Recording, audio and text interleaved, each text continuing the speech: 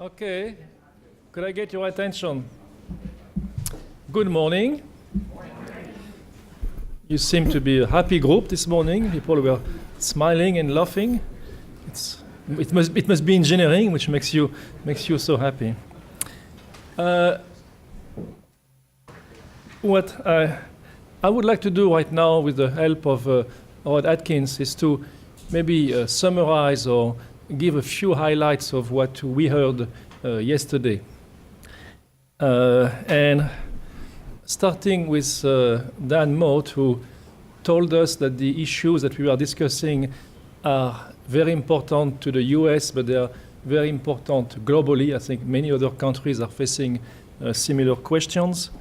Told us, his view of engineering, that engineers solve problems. He talked about the know and the know-how. And because of that, there is a statement he made which came to be discussed during the following panels, that it's hard to really sometimes define what people actually do, and that the labels we use in many of the statistical studies that we have don't always fit very well. And that came up in several of the data presentation we had later on. Something he mentioned too, which came back also several times later on, was the importance of internships and mentorship when it comes to engineering. And that came up 2 or 3 times later in the program. Other things that I heard during the different panels, and not really in any ranked order, it's more as I was taking notes, is that at large, and yesterday you heard the statistics in detail, engineers are highly employable and well paid. And also, what I found to be interesting, at least given the information we were showed yesterday, 90% of them, and it means those who are degreed or trained in engineering, seems to be highly satisfied with what they do. And that's quite amazing. I don't know if too many professions can show that. There was also an important statement that since 2000, about the increase in number of graduates in engineering is about 40% or so, somewhat more at the bachelor level, somewhat less at the PhD level. And all those people were clearly absorbed by the economy and are doing very well. So there was a significant increase in the US of engineers, and clearly the economy could use them. 30% of those which are now outside of engineering and related fields are in management position. Also, a statement was made, and there was some data to show when people go somewhat outside of engineering related or completely outside, they tend to do quite well also financially, at least as well as they do if they remain in the engineering profession. I mean, their skills are highly valued outside of their main discipline.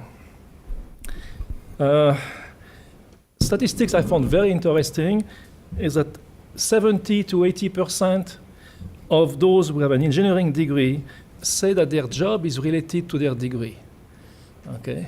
And 90% said that they use their degree skills in their occupation, even if it's not a classical engineering occupation they have now. 90% said they are using their skill in that occupation.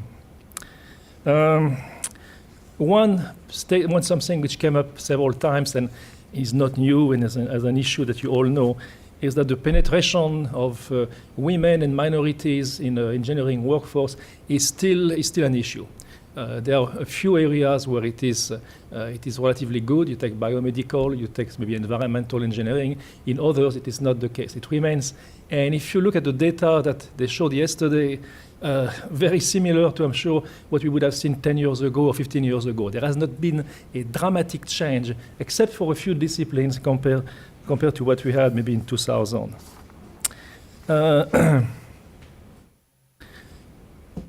So what I said earlier, clearly it came yesterday, it's difficult sometimes to define what the occupation is. What Dan Mote said, based on this anecdotal information, was also came out of the studies that we saw yesterday. there was discussion, I think, on both sides of sometimes the skills that are missing for engineering graduates, the soft skills.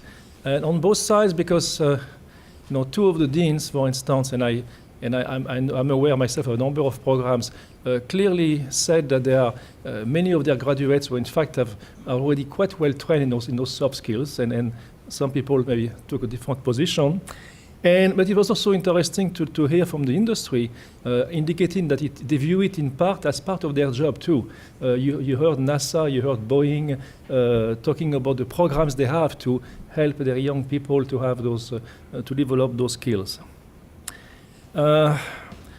It was clear by listening to the industry and the recruiters and the placement people that there is talent out there, but people have to compete for it. Okay, you heard I think I took note of the statement by the lady from NASA who said when she's feeling that people are really hesitating between Boeing and Lockheed Martin and NASA, she said, yeah, at NASA you will explore the universe. Okay, you really have to. They show that you have to fight for those individuals, and not only within the U.S. It's a global market.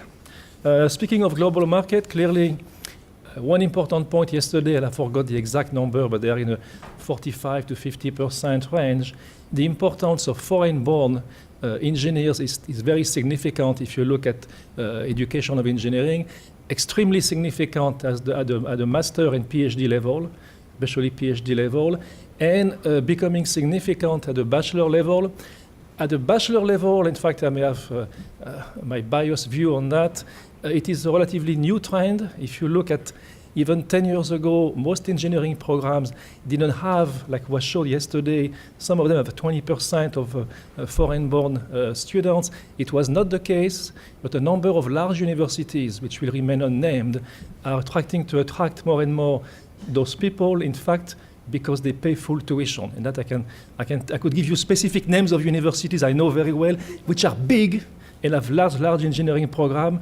So it was more in a 5% or so 10, 15 years ago. It's certainly jumping to 20, 25 for some of them. That may be only a financial thing more than a trend of people that it may change. At the master and PhD, it's not new. Okay, clearly, looking back, starting in the 1960s, the importance of foreign-born engineers is very significant. I am speaking too much. One more point here, and I think it is no surprise, but people in industry really showed that the importance of to work on multidisciplinary group, the importance they actually move people from one area to the other regularly, and a mechanical engineer may end up doing some, I don't know, electrical electronics type work for a while and move people. So the discipline you start with is important, but you're able to be moving into the different areas. There is a little bit of a discussion that took place, I think it was a good one, that sometimes what you see at universities of people learning how to work on team may not reflect the way the teamwork is done, in fact, in the corporate world. And people like me who have been in and out academia and the corporate world, I can appreciate that. Sometimes, if I be facetious here, sometimes the faculty believe that making the students happy by making them do things around the table and everything is what is done in the world. Not always the case, but there was a good discussion on that topic.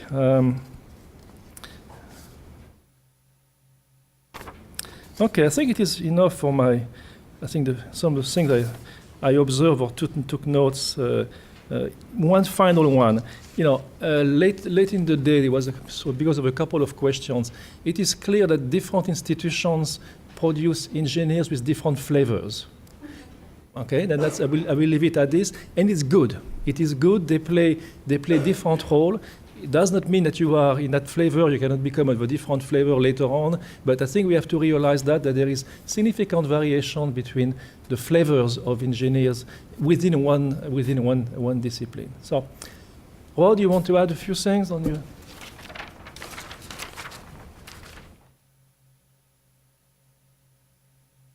Okay, so good morning.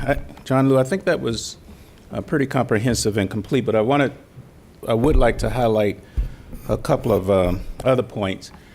And I think the folks that was here yesterday, you will remember a statement that Dan Moat made, which I think is pretty fitting, when he talked about one of the major characteristics of being an engineer, and it's really about solving problems. And I really fundamentally believe that is central in this discussion. As we sort of reviewed the data, and I'll just quickly recap some of the higher level observations, because I think John Liu made a lot of the great points. But I think we have a better understanding, at least on three questions. The first question was around who are engineers. The second question was what does an engineer's job look like? And then the third area was around why engineers stay or why they leave the engineering occupation. And I think we have a much better view around that. When you start to look at least some of the observations that I like to highlight, over half, when you look at over half of the folks when their highest degree is in engineering, they're not working in engineering jobs. And one of the things that we need to look at is what was sort of lumped into that.